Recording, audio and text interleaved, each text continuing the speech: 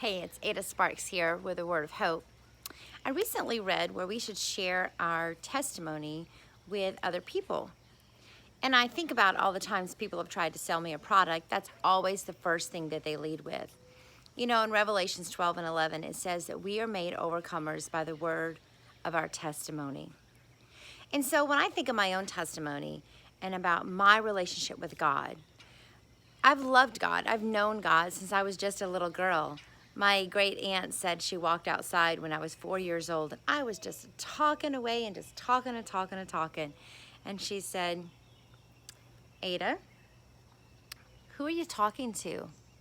And I said, well, God, of course. She said she knew then there was something different about me.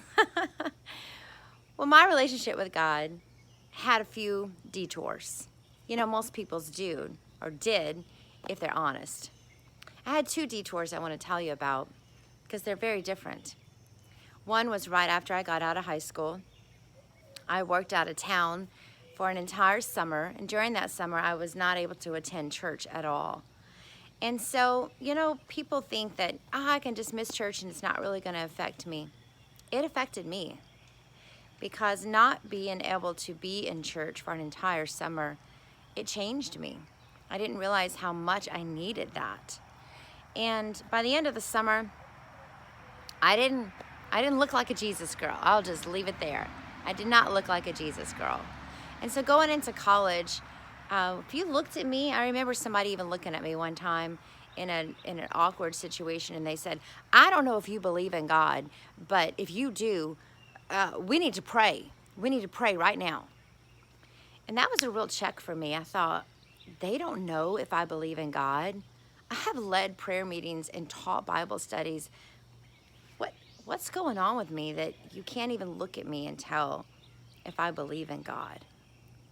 But you know, during that season, my heart was still for God. Even though I didn't look like it at all, my heart was still for God.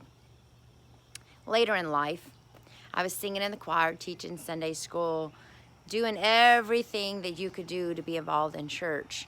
But I had been hurt very deeply. And even though I looked like a Jesus girl on the outside, my heart was so cold and so bitter and so hard that there was nothing inside of me that was where it was supposed to be. And I really had to pray over some things and seek God's help in forgiving because it was filled with bitterness and rage. And there's two different seasons there. In one time, I didn't look like a Jesus girl, but my heart was for God. And another time, I looked like a Little House on the Prairie Jesus girl. My heart was cold, cold, cold. You see, we don't always know what's going on with people.